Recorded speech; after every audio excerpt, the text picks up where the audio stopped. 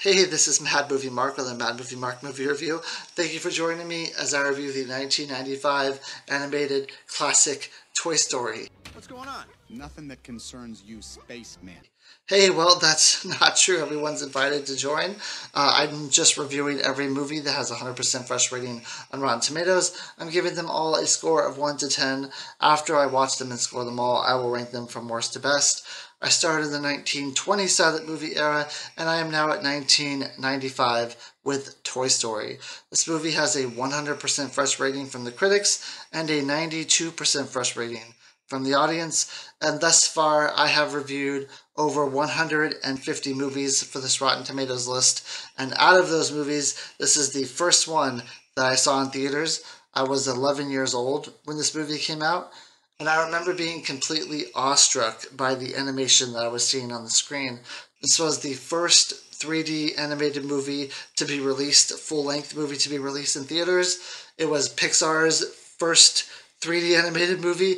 It put them on the map, and it really revolutionized the way that animated movies were created.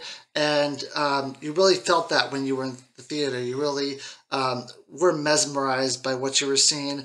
And it wasn't just the animation that pulled you in. This movie is full of heart. It's full of grit. It's just an amazing movie all around. It's pretty much a perfect animated movie.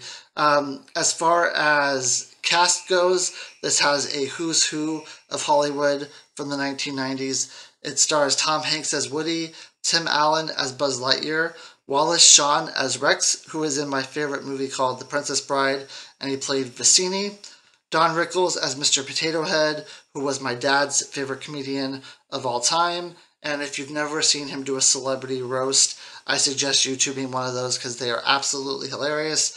And Jim Varney as Slinky. A lot of people will be too young to remember who Jim Varney was. He passed away in 2000, shortly after the release of Toy Story 2.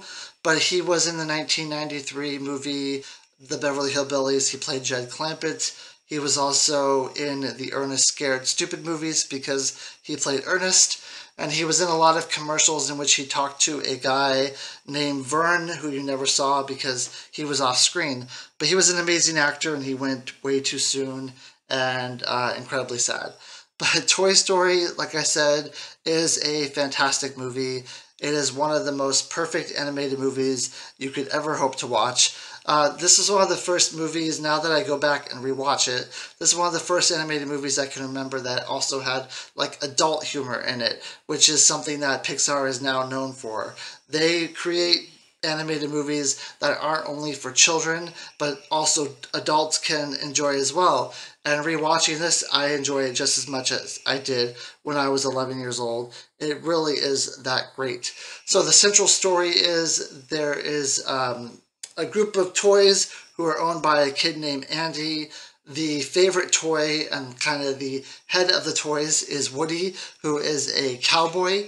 When the movie opens up, Woody is preparing for Andy's birthday, and all the other toys are kind of scared as to what Andy's going to get because they're worried that they're going to be replaced. They're just going to be put in a box somewhere where they'll never be played again.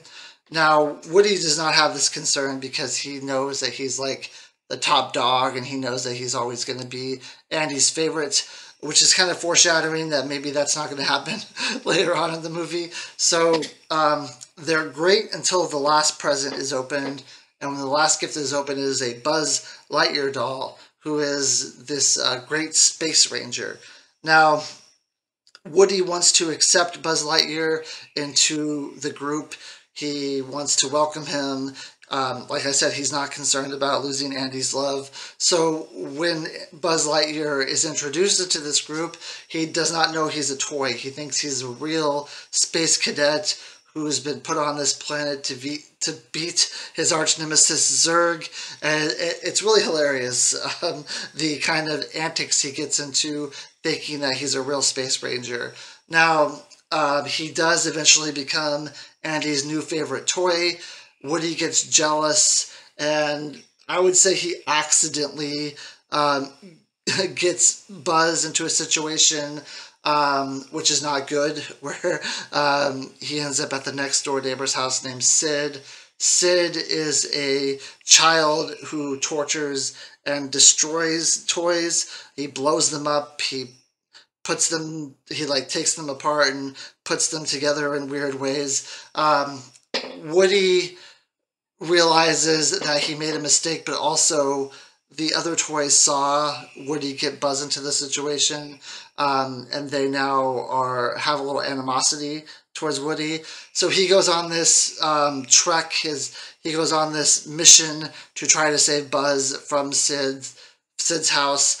Along the way, we have this Buzz Lightyear has to come to the realization that he is just a toy, and that what he thought his life purpose was is not actually his life purpose, but he has a new purpose, and that is as Andy's toy, that is as Andy's kind of best friend, and being just a toy isn't a bad thing, because you're bringing all this happiness, and you're bringing all this joy to someone's life.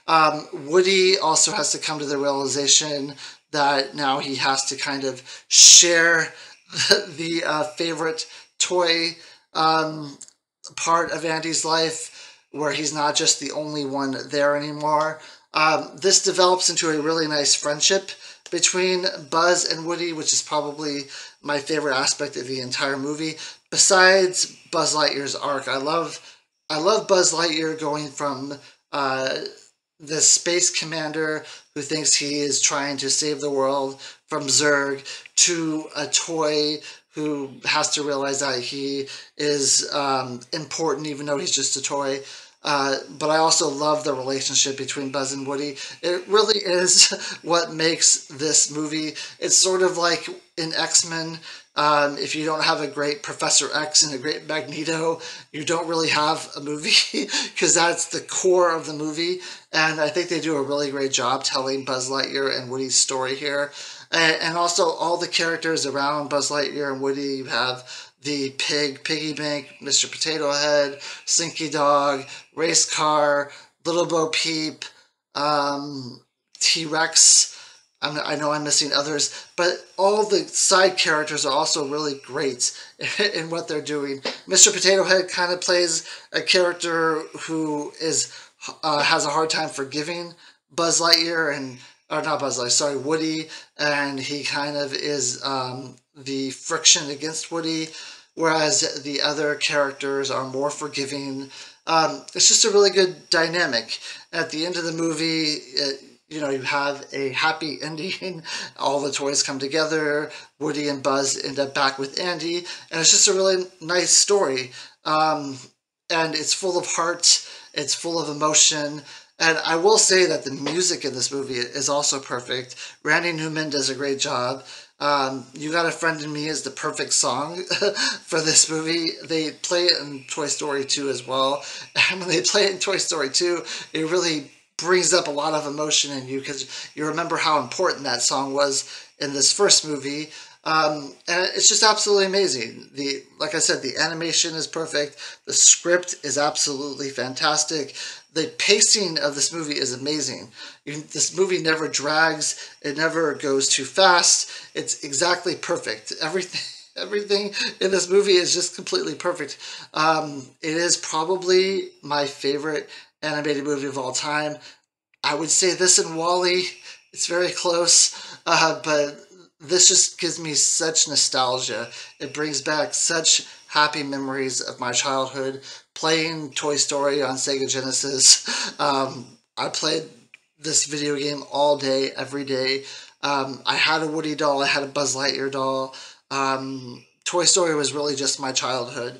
And yeah, I'm really happy that I was able to see it in theaters, and I was able to experience that change from line-drawn cartoons to animated 3D cartoons. It was almost like when I switched from my Sega Genesis to my PlayStation 1, how dramatic that was. And this is such a dramatic change, but it's absolutely fantastic. I give this movie a 10 out of 10. It's an easy 10 out of 10. And yeah, that's my review of Toy Story. Toy Story 2 is also 100% fresh. There's actually only 2 sets of movies that the original and the sequel are 100% on fresh on Rotten Tomatoes. The other one is like Bread Factory 1 and Bread Factory 2, which I've never heard of. But this is, if you look at Rotten Tomatoes scores for 1, 2, and 3, and you don't count Toy Story 4, you just count it as a trilogy, it's one of the highest rated trilogies in all of Rotten Tomatoes, which is absolutely crazy, but I think it's well deserved. Anyway, it's a 10 out of 10. I hope you join me next time when I review a movie called Forgotten Silver. I believe it's what it's called. Thank you. I hope you have a great day.